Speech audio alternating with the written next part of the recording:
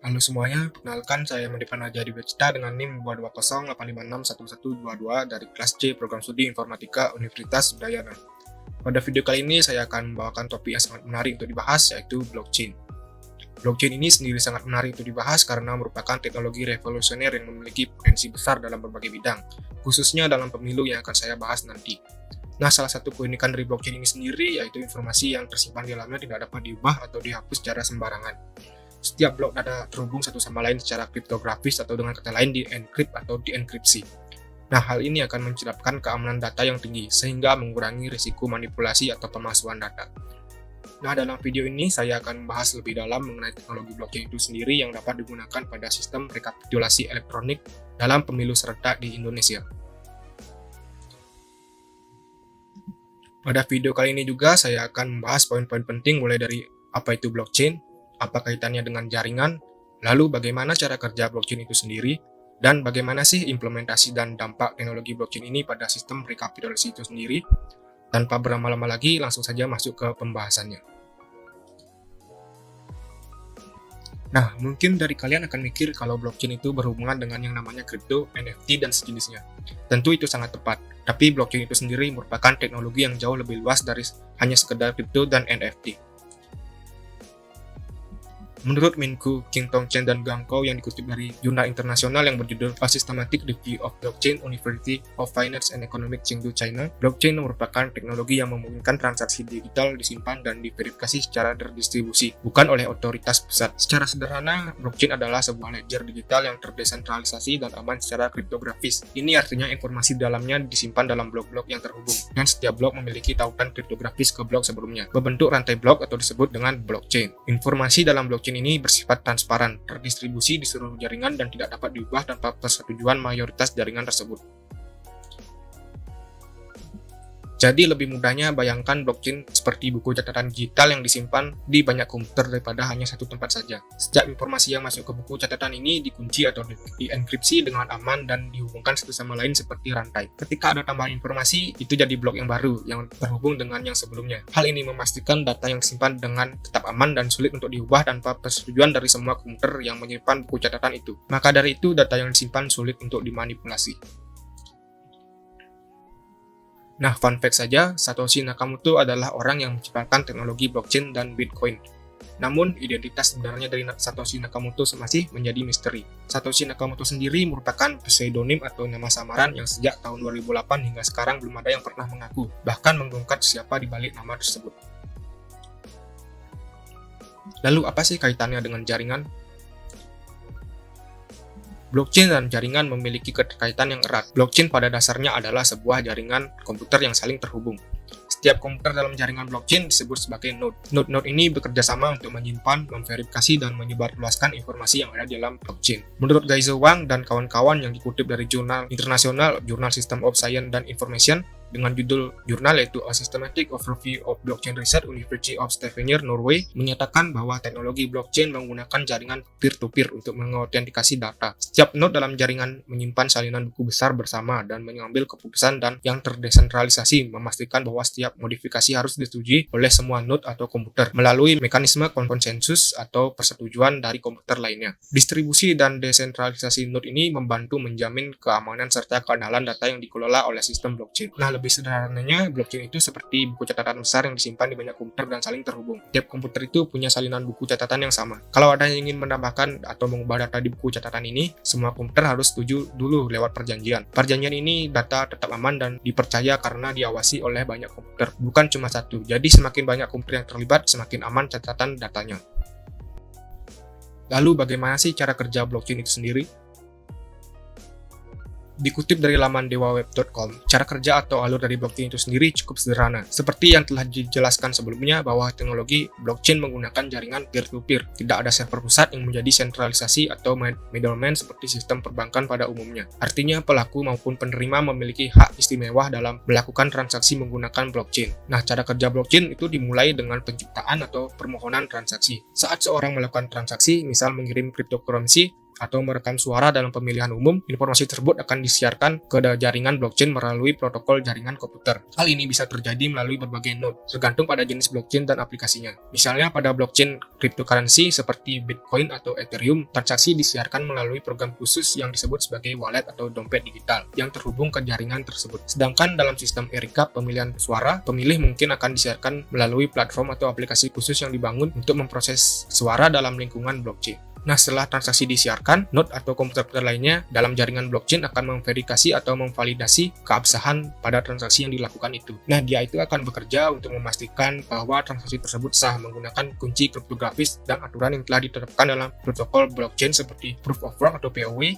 Proof of Stake atau POS, Delegate of Proof of Stake atau DPoS, dan lain sebagainya. Selanjutnya akan dibuatkan sebuah blok yang berisi data transaksi baru sekaligus dihubungkan dengan transaksi lain atau transaksi sebelumnya. Proses pembuatan blok baru ini juga berguna untuk pembuatan buku besar yang akan disimpan pada blockchain itu sendiri. Setelah blok baru terbentuk, blok tersebut akan disebar ke seluruh jaringan dan ditambahkan ke ledger atau buku besar yang disimpan di setiap node dalam jaringan blockchain. Data di dalam blok bersifat permanen serta dapat dilihat dan didistribusikan oleh publik. Jadi data ini tidak dapat diubah dengan mudah karena setiap blok terhubung dengan yang sebelumnya secara kriptografis dan disimpan di banyak tempat berbeda atau terdistribusi dalam jaringan. Jadi hal ini menciptakan keamanan dan keandalan data yang tinggi. Nah, sampai di sini transaksi sudah berhasil. Proses ini akan terus berlanjut dan berulang, menambahkan blok baru ke dalam blockchain setiap kali transaksi baru terjadi, sehingga membentuk jejak digital yang terus berkembang dan terjaga keandalannya. Lalu bagaimana sih implementasi dan dampak teknologi blockchain itu sendiri pada sistem rekapitulasi dalam pemilu serentak di Indonesia? Serta apa sih keterkaitannya dalam mendukung Sustainable Development Goals atau SDGs? Seperti yang kita ketahui, blockchain tidak hanya dapat digunakan pada transaksi keuangan digital seperti cryptocurrency, NFT, dan lain-lain, tapi juga bisa digunakan dalam pemungutan suara pada pemilu. Berkaca dari pemilu sebelumnya pada tahun pemilu serentak pada tahun 2019, ditemukan adanya permasalahan-permasalahan yang menonjol, yaitu seperti marak terjadinya kotak suara yang tertukar, logistik para penjaga KPPS, munculnya isu-isu negatif pada penyelenggara pemilu, pembengkakan anggaran, dan bahkan lamanya hasil rekapitulasi suara. Berdasarkan dari data pada pemilu tahun 2019, terjadi 708 kasus rekapitulasi data yang tertukar dan kesalahan input data ke dalam sistem perhitungan KPU yang menyebabkan terjadi kesalahan rekapitulasi data yang tinggi.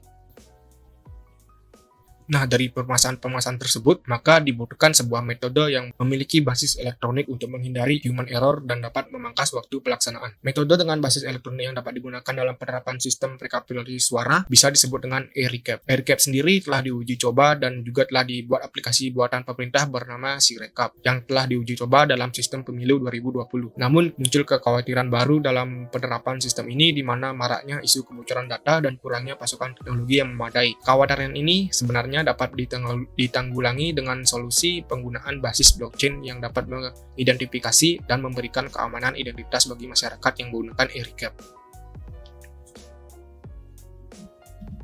Metode pelaksanaan e-recap berbasis blockchain diterapkan dengan memahami konsep yang dijelaskan secara sederhana, yaitu konsorsium blockchain. Konsorsium blockchain adalah sistem pencatatan abadi yang dilakukan oleh beberapa komputer dalam jaringan peer-to-peer. Menurut AKM Bahlul Hekwi dan Mahbubur Rahman dari jurnal internasional yang berjudul Blockchain Technology Methodology Application and Security Issues, Northsouth University, Dhaka, Bangladesh, menyatakan bahwa konsorsium blockchain juga dikenal sebagai federated blockchain, yaitu jenis teknologi blockchain yang dikelola oleh beberapa organisasi, bukan oleh suatu entitas seperti pada blockchain pribadi atau private. Blockchain konsorsium juga merupakan blockchain yang sebagian terdesentralisasi yang berarti berada di antara blockchain publik dan pribadi atau private. Dalam konsorsium blockchain terdapat protokol smart contract yang secara sederhana merupakan bahasa pemrograman dengan rumusan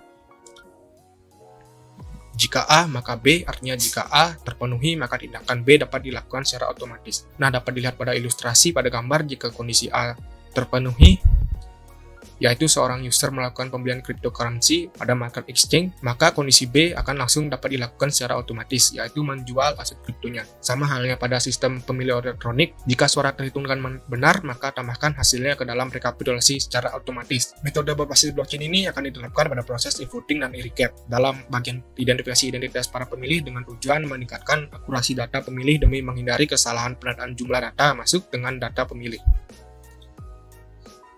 Nah, adapun rincian pelaksanaan tahapan pemilu serentak berbasis elektronik berteknologi blockchain. Yang pertama itu ada tahap e-voting. Pemilih akan melakukan registrasi pada aplikasi Sirekap yang telah terintegrasi teknologi blockchain dan akan diberi ID dan password yang dilakukan cara melakukan pencocokan identitas yang terhimpun dengan database eKTP Dukcapil Kemendagri. Partai politik serta kepala pemerintahan yang diusung juga wajib menyerahkan data sebagai peserta pemilu. Selanjutnya akan dilakukan berbagai tahapan dalam proses pemilu serentak berbasis elektronik. Tahapan dimulai dari proses persiapan hingga proses e-recap. Pemilih akan memberikan suara menggunakan perangkat yang telah disediakan oleh KPU pada TPS terdekat. Setelah pilihan mereka, data akan tersimpan pada aplikasi sebagai data induk. Nah, data induk ini akan dilindungi melalui metode kriptografi dengan kunci yang akan dipegang oleh KPU pusat.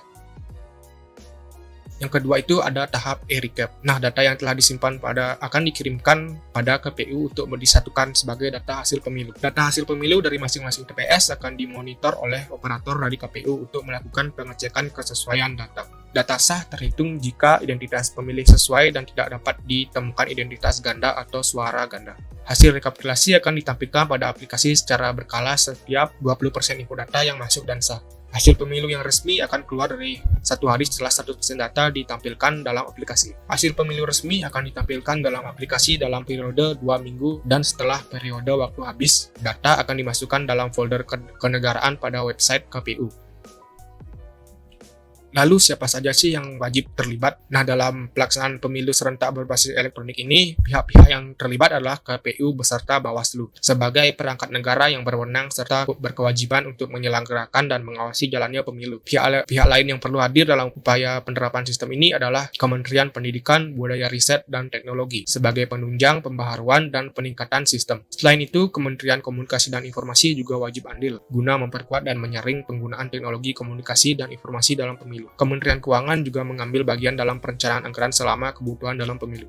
Nah, demi menjaga keamanan dari kegiatan peretasan KPU juga perlu berintegrasi dengan Badan Cyber dan Sandi Negara atau BSSN agar tak ada gangguan dari peretas selama pemilu berlangsung. Selain dari perangkat negara, masyarakat juga wajib andil dalam upaya ini dengan cara meningkatkan kemampuan penggunaan teknologi serta bersinergi untuk terus berpartisipasi dalam pelaksanaan pemilu. Masyarakat juga bisa menjalankan fungsi pengawasan apabila ditemukan pihak yang merusak tatanan sistem pemilu yang telah dicanangkan. Masyarakat juga menjadi kunci keberhasilan dari pelaksanaan sistem ini. Dikarenakan pemilu sendiri dilaksanakan secara untuk rakyat, oleh rakyat, dan dari rakyat. Adapun langkah awal dalam pengimplementasian sistem ini adalah dengan melaksanakan uji pelaksanaan baik di penyelenggara tingkat daerah pemilihan, penyelenggara tingkat kabupaten, dan penyelenggara tingkat TPS paling lambat 60 hari sebelum hari pemungutan suara sebagai bentuk sosialisasi dari pemerintah guna mendukung kelancaran penerapan sistem e-recap berbasis blockchain ini. Selain itu, untuk memperkuat keberadaan sistem ini dalam segi yuridis, pemerintah diharapkan dapat merevisi Undang-Undang Nomor 7 Tahun 2017 dan menambahkan penjelasan terkait pelaksanaan e-recap di dalamnya, sekaligus menambahkan penyebaran terkait sistem blockchain yang akan digunakan sebagai sarana pendamping dalam penjaminan perlindungan data dalam pemungutan suara di pemilu nantinya.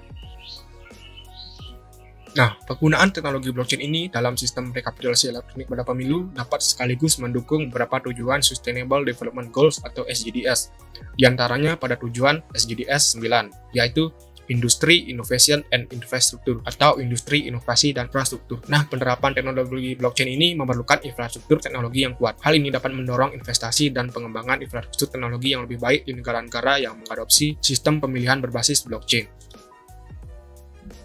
Selanjutnya pada tujuan 10, yaitu Reduce Inequalities atau pengurangan ketimpangan. Pada sistem rekapitulasi elektronik dengan teknologi blockchain dapat meminimalkan kesejahteraan dalam akses terhadap pemilihan. Hal ini dapat memungkinkan partisipasi yang lebih luas dari berbagai lapisan masyarakat, termasuk mereka yang sebelumnya sulit untuk terlibat dalam proses pemilihan. Selanjutnya pada tujuan SDGs 16, yaitu Peace, Justice, and Strong Institution atau perdamaian, keadilan, dan institusi yang kuat. Kita tahu bahwa blockchain dapat meningkatkan transparansi dan keamanan dalam proses pemilihan. Dengan transparansi yang lebih besar, institusi pemilihan dapat membangun kepercayaan yang lebih besar dari masyarakat terhadap hasil pemilihan dan dapat mengurangi potensi konflik terkait hasil pemilihan yang dipertanyakan. Dan yang terakhir yaitu pada tujuan SDGs 17, yaitu Partnership for the Goals atau kemitraan untuk mencapai tujuan. Nah, penggunaan blockchain dalam sistem pemilihan membutuhkan kolaborasi antara pemerintah, sektor swasta, dan masyarakat sipil. Hal ini tentu saja mendorong terciptanya kemitraan yang kuat untuk memperkenalkan dan mengintegrasikan teknologi yang dapat meningkatkan integritas dan efisiensi pemilihan. Nah, berikut ini adalah referensi yang saya gunakan, mulai dari jurnal internasional hingga situs web. Baik, dari apa yang saya bahas secara keseluruhan, marilah kita bersama-sama membangun masa depan di mana demokrasi diperkuat oleh inovasi, di mana setiap suara memiliki kekuatan yang sama, dan di mana transparansi tak lagi menjadi impian, melainkan menjadi kenyataan. Sekian yang dapat saya sampaikan, mohon maaf jika ada kekurangan. Akhir kata saya tutup dengan terima kasih.